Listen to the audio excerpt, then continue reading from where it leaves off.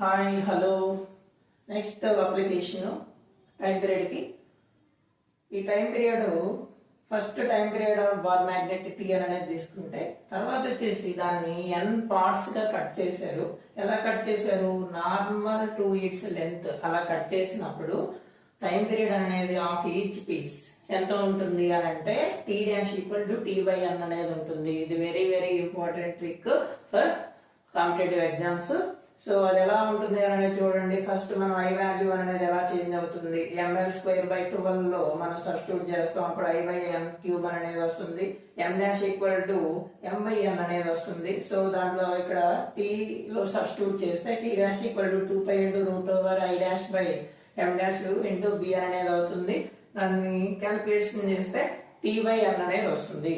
So ఇలాంటి more informative videos కావాలి అంటే please subscribe my channel Kondareddy physics academy. Thank you.